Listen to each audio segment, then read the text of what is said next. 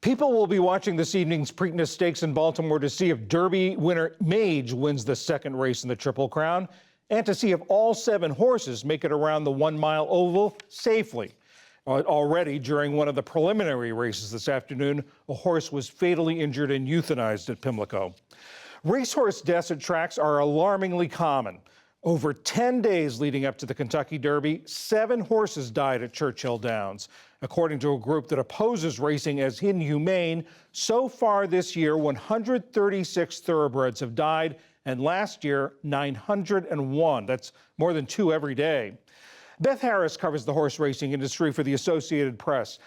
Beth, you've heard the numbers that we cited, and they do come from a group that opposes, wants to see horse racing go away. What would you say to put those into perspective and context? Well, John, I think you also have to look at some other numbers, and these would be from the equine injury database that the Jockey Club maintains, and they take their numbers and granulize them from various racetracks around the country. And those actually show that per 1,000 starters in 2022, the rate of fatalities declined, and it was the 4th straight year that the rate has declined. So everybody has their different sets of numbers, but that's generally considered the industry standard is the equine injury database. Are you saying that there's an acceptable level, or is the industry saying there's an acceptable level of horse deaths? I think the industry would say the acceptable level is 0, but they also realize and understand that you're never going to get to 0. It's just something that over time you can get as close to 0, but these fatalities have a slew of reasons behind them, and it's just highly unpredictable in terms of, sending horses and jockeys out to race every day. What could happen? Another thing that critics talk about is the medication and doping of horses. They say it allows, or it's to keep horses competing who may be fragile in health and sort of threatening their health by doing this. What's the industry's response? Well, the industry has gotten something called HISA, the Horse Racing Integrity and Safety Authority. It's going to kick in 2 days after the Preakness in terms of its anti-doping and medication controls. And they are hoping that this will be the so-called central office for the sport of racing in the U.S., much like you have the commissioner's office in baseball, football, hockey, and basketball. This will be a centralized authority that will oversee the pre-race, post-race testing. They plan on doing extensive out-of-competition testing as well. And there will be a set level of standards that will be adhered to. Also, when there is a positive test, there'll be a set procedure, and they plan to notify the parties involved in a quicker fashion than what we typically have seen when it's left up to the individual racing states, which is the way it's been for many, many years now.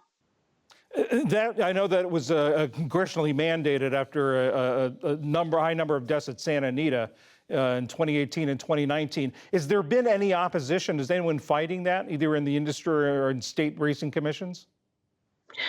Very much so. There's a handful of states, as well as an organization that represents about 30,000 trainers and owners in the U.S. who have filed multiple lawsuits against HISA, claiming that it's violating constitutionality.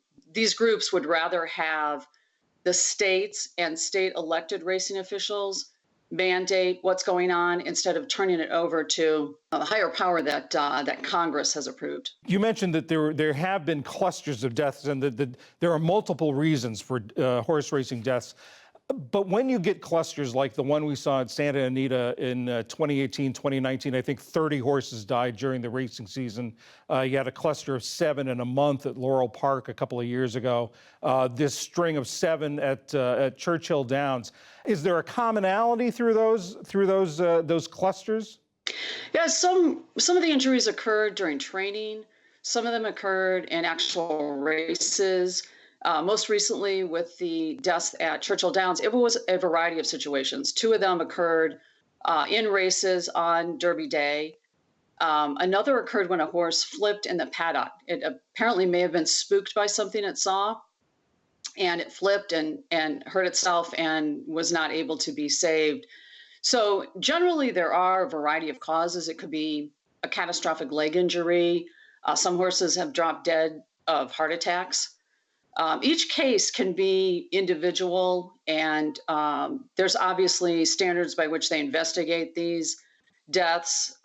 They do necropsies to analyze the animal, and much like we would have an autopsy in a human being. So there's a variety of reasons, and I think that's what's most befuddling to the industry and also to fans and the critics, is that there just is no pat answer. There's no easy answer for why this is happening. Beth Harris of the Associated Press, thank you very much. Thanks, John.